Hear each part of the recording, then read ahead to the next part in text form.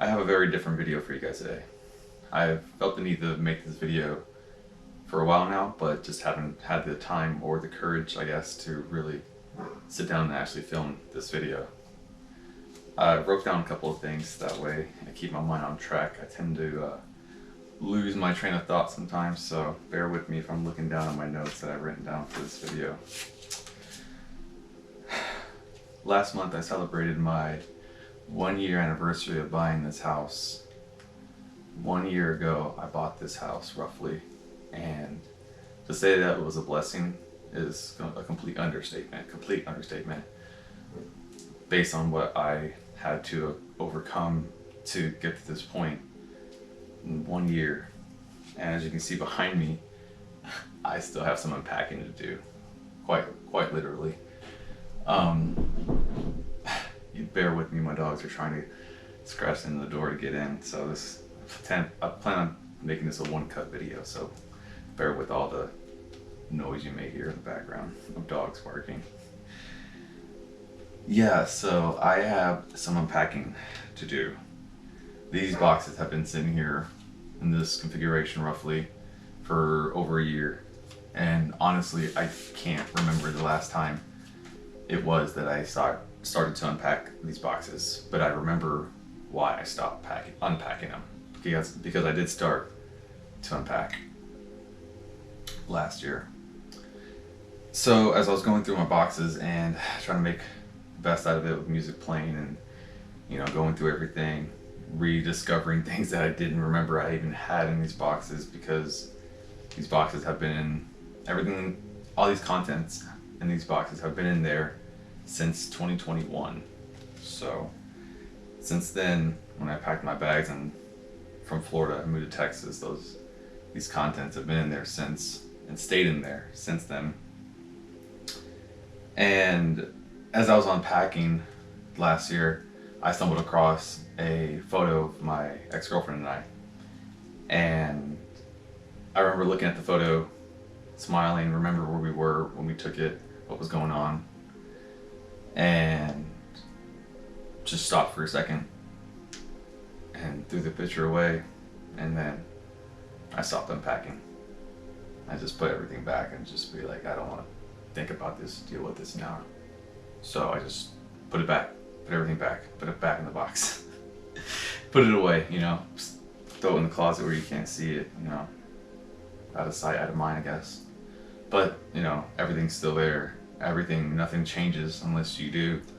So eventually these boxes were going to eventually have to unpack, and they're not going to unpack themselves. So, and being that they're my possessions, my belongings, my memories, everything, it's my responsibility to take care of that. And for me to continuously push something off like this seems unfair to the audience of people I post things online to, where I try to show the best in life and very happy, and life is very, very much better now than it was about 2 years ago. So I just wanted to, I guess, confess that, there's things that I guess everyone does deal and go through on their own.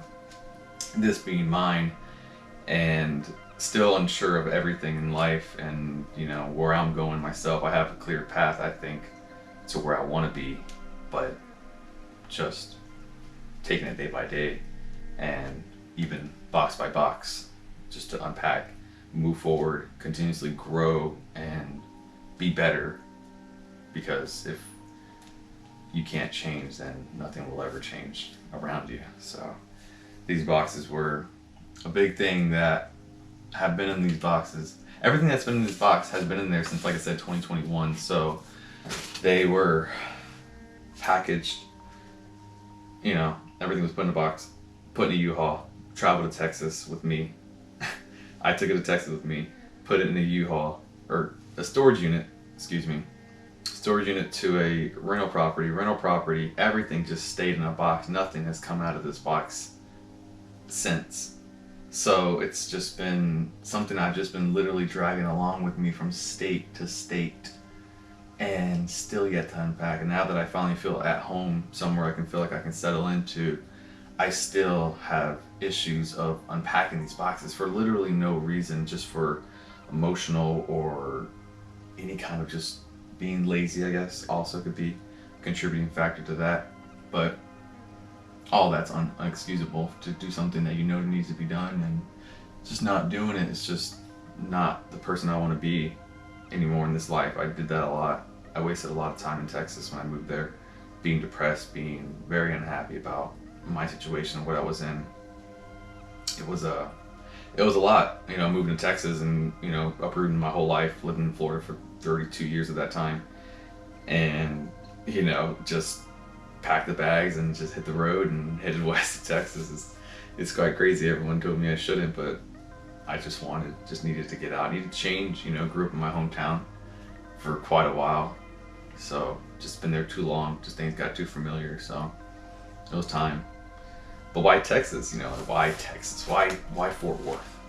Well, the girl that was in the photo was from the DFW area, so that's where she was from. So when we met, she wanted to head back, and at that time, when I owned my property in Florida, the housing market was doing very well, so it was a good time to sell. So it was, you know, now or never. And I've always been kind of an impulsive person, kind of a risk taker, I guess. And this is probably one of the biggest risks I had ever taken in my life. Hopefully not ever I will take. I would love to take another big risk in life, because I did learn a lot from my experience moving to Texas. But yeah, I packed everything and, you know, took my dog, my cat, all these boxes, hooked up to my truck, and towed everything to Texas, and followed right behind my, you know, the person I was dating at the time. So it was, yeah, it was crazy. It was absolutely crazy, but, you know, it was something that I wanted to do. I knew that I wanted to do it the year before I even moved there. So it was something that I had planned mentally and was something that I wanted to do. But the problem, I guess, that I experienced the most in Texas was that I not only bringing these boxes, there was all the emotional baggage that I was bringing with me, with some unhealthy habits, which were, you know, a drinking habit that I had attributed from either being a bartender for, you know, X amount of years before then, just something that just, you know, becomes too common and then becomes a problem, and you don't know it's a problem until it actually is a problem. And that's just, you know, it's not an easy pill to swallow. People don't like to admit when they're wrong. Nobody really does. I didn't. I know that person I was before wasn't that person that liked to admit that he was wrong. He had to be right every single time about everything. It didn't matter what it was. But yeah, so I brought a lot of that with me to Texas, and pride and ego both got me locked up. Within about 3 months of moving to Texas, I was arrested. And yeah, it was a very humbling experience as I sobered up in the drunk tank in the Tarrant County jail. That was very eye-opening. That's an experience I probably never wanted to ever have, and could probably live with ever having again. Definitely don't recommend that. But that was an issue that I never wanted to battle or face or admit to. So it was something that I just continuously did, and it was so normal, and it just, you know, only brought out the bad in people. I've seen it. I was a bartender for so long. Like, I've seen alcohol just change people, just into a completely normal person to a complete opposite person. And unfortunately, that was myself too. And you know, it's something that you have to admit if you really have a problem. You know, casual here and there, maybe on the weekends, sure, but it was a everyday thing for me. I didn't. I could probably admit I drank every single day for considerable years, 4, 5 years, or probably every day, a few beers a night at least. You know, a couple here, a couple there. So it was unhealthy, very unhealthy. Since then, I've lost about like 50 pounds. I've stopped drinking considerably. I don't drink much at all. So I look very much different than I did 1 year ago, because it's just changing the mindset of not needing to drink and doing all that and wanting to change myself. Just was the biggest change in my life. Going back on being incarcerated, it was, yeah, it was probably one of the worst times of my life, but it was definitely a very humbling experience, like I said. And yeah, it was something I don't ever want to do again. I keep this actually hung up above my fridge. It's I don't know if you can see that very well. It's my mug shot. So I keep that hung up right above my fridge because, as most of us do, we go in and out of our fridge a couple times a day. So it's a constant reminder of the person that I was back then and the person that I do not want to be again ever. The person that didn't had hopes, had high dreams and aspirations, but just let life knock them down and just let people fear, doubt, everything just stop them from everything that I wanted to accomplish. It was there, the fire was there, but I didn't have the confidence in myself to ever fully commit to anything. You know, I always half-stepped everything and always ended up stumbling over myself. So that was rough. That was a rough time for me. You know, maybe with a little more planning and consideration, I could have conquered Texas, and I had no intentions of moving back, but had I not moved back, I would have ended up either back in jail or, you know, worse, dead. Which is the reason why I wanted to make this video. Was the biggest time in Texas that I had was unpacking everything that I had, not obviously physically, but emotionally, I guess. There was a lot of things that I had been hanging on to, and my battles with thoughts of suicide and suicidal behaviors plagued my mind since I was 17 years old, about 15 years ago. Before the age of 18, I was Baker-acted twice and taken to the Tampa Crisis Center for either psych evaluation or whatever it was back in the day. Hard to know exactly what you're going through as, I guess, someone so young, but, you know, I don't know. It was something I guess between the 15 years now and then, my 17-year-old self, if I could talk to that, if I could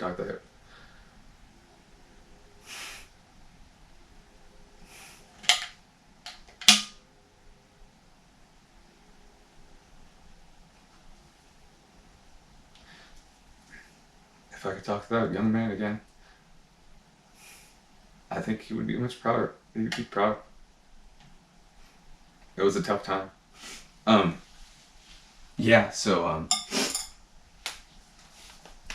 thoughts of suicide in Texas were a daily battle. It was tough getting up most mornings.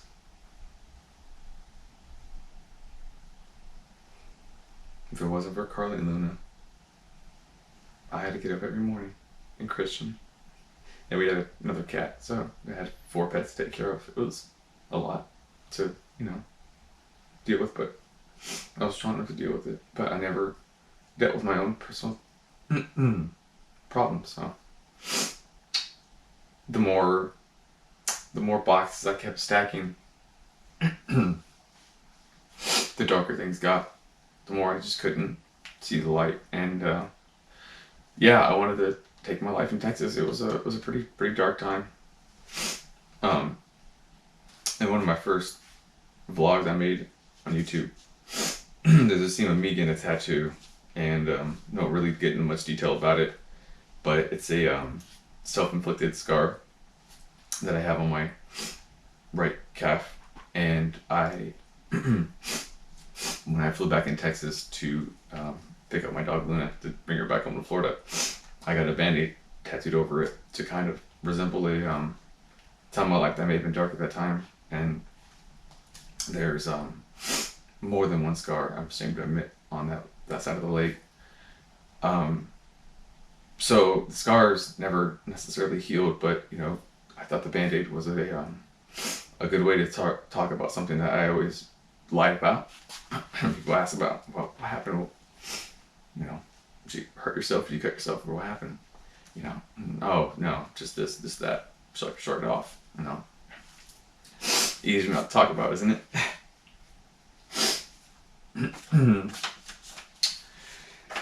Yeah. So that was something that I've dealt with for a very long time between my younger years until my adult years, and just stacking boxes and emotional baggage on top of everything else just kept just got worse and worse, as you could possibly imagine. Yeah, so I stopped writing from here. I remember moving to Texas. I stayed in a hotel in Fossil Creek, is the area, and it was an extended stay with a kitchenette. Like, it was a livable, but wasn't luxurious at all. You know, from the house that I had to the studio style apartment that I lived in, it was a or hotel, excuse me. It was a big change in. To say the temperature was even a change, it was almost. We just missed a snowstorm in early February when I moved there, so it was quite cold. So I wasn't quite used. I wasn't used to that being a Florida boy my whole life. So it was all quite a change. So it was definitely time. I'm sorry. It was definitely a time for me to grow and learn. So, yeah, I remember staying at a hotel in Texas for the first month before I had a place that I was living, rental place. And I remember that nights were the darkest there. I stayed in a hotel in the middle of a city that I didn't know, and people I was didn't know, and couldn't do anything but stay inside because the temperatures were just too unbearable for me personally. So I remember spending a lot of time and talking to a lot of different people from the newest suicide prevention hotline just to have someone to talk to. Just sometimes things got too dark because I may have had a argument with the person I moved there with and was left lonely, and living in a hotel, I didn't have my dogs either or my cat, so it was just usually me, or I was able to bring my cat back with me, but still didn't feel like home, and things got pretty dark, and I was in the process of selling my house, so it's not like I could just go up and just buy another one, so it was all timing, and timing wasn't on my side, so yeah, I acted erratically. I became unhinged mentally, and don't know what it was, but somehow I just kept moving forward and tried to keep going. And though things got dark, I felt like I always had someone to call and talk to. When I would call the suicide prevention hotline, I would spend about an hour on the phone just to talk to somebody, because at that point things got dark. And believe me, if you ever felt that in your heart, believe me that you could always call and talk to somebody. Please, and I implore you to do so. So yeah, from then it was a decision I had to make, that I had to either stay in Texas and, like I said, either end up back in jail or dead, or come back home to Florida. And that was probably the best decision I ever made. And even leaving Texas didn't come without its trials and tribulations.